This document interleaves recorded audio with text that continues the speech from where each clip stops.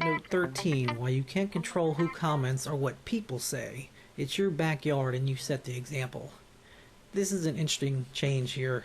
The author starts out talking about you can't control who comments or what people say. It's almost as if here he's talking about two separate groups. And basically what I thought he was saying is he wanted to have this as one group.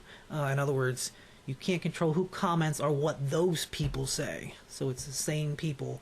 So I changed people to they to make it seem like the same group that he's talking about here. Note 14 is very interesting.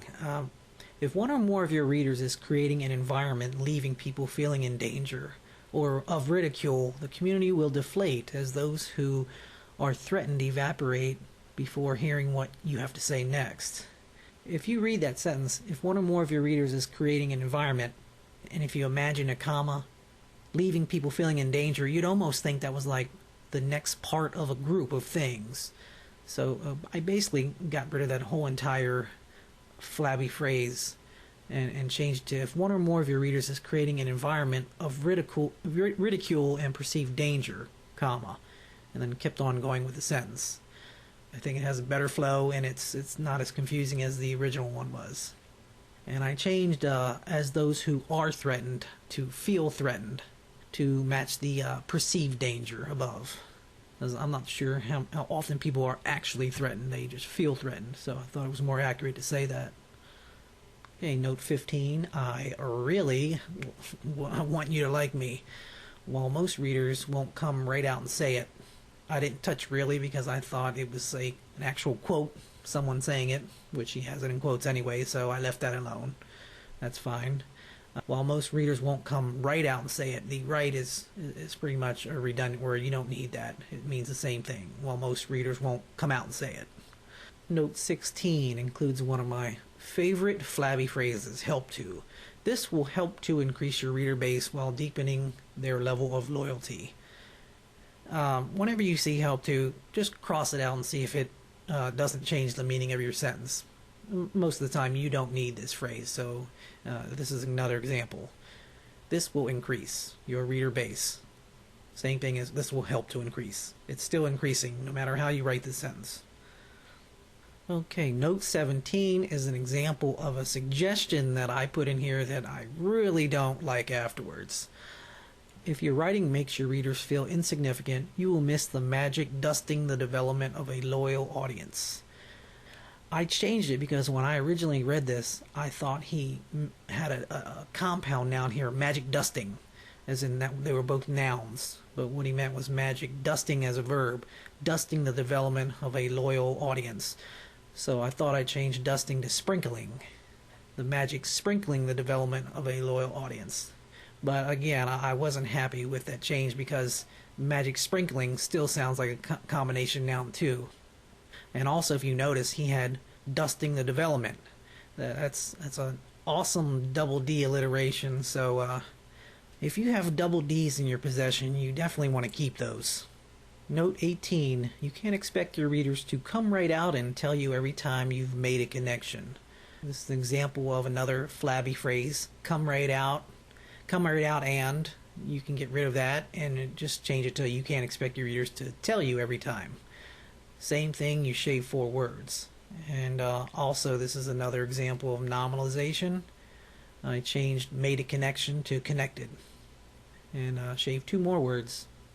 Note 19. This effort will add up and expand your audience. Another example of a flabby, unnecessary, redundant phrase. And if you can see, that happens a lot, and I actually have a list of about 385 flabby words and expressions that I've put into a macro that helps me instantly find and highlight all these phrases. So at some point I might share those with you guys. Note 20. Your readers will also come to expect a certain level of quality, a particular style of writing, and an overall character that is unique to your blog. That is another unnecessary phrase. Remove it and the sentence means the same thing. Okay, note 21. If you want to know more about your readers' expectations, and you probably should, this is another authority alert.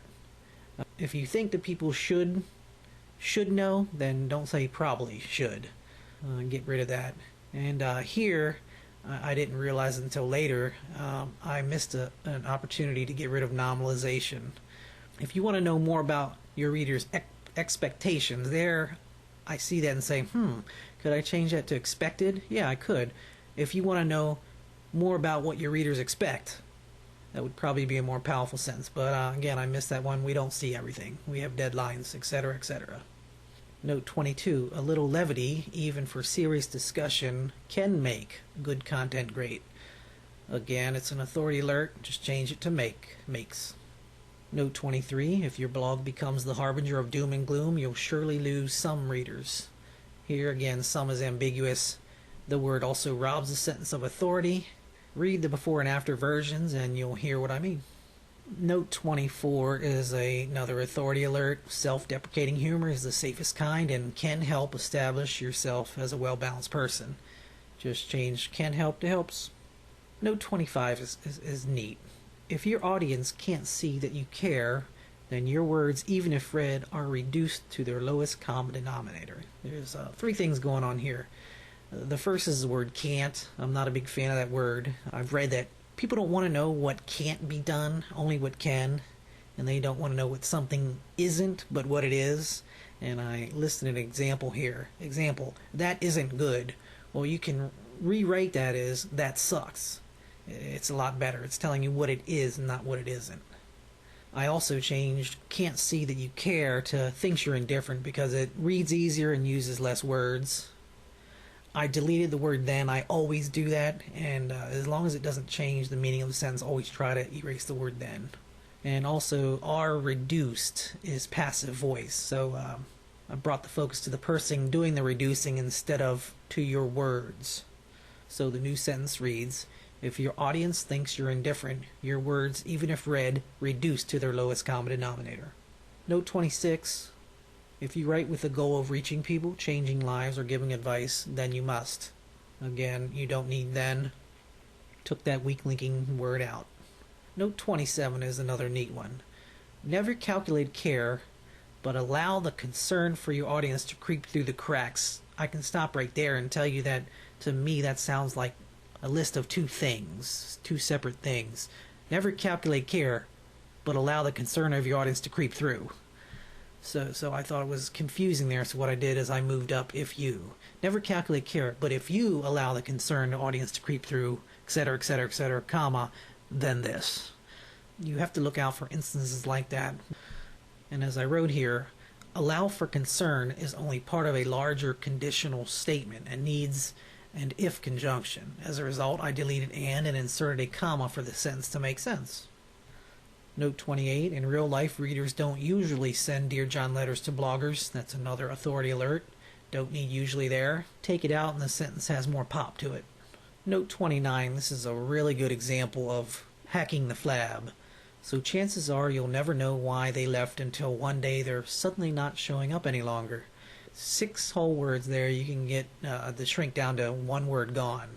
So it's savings of 5 words. Try to do that whenever possible.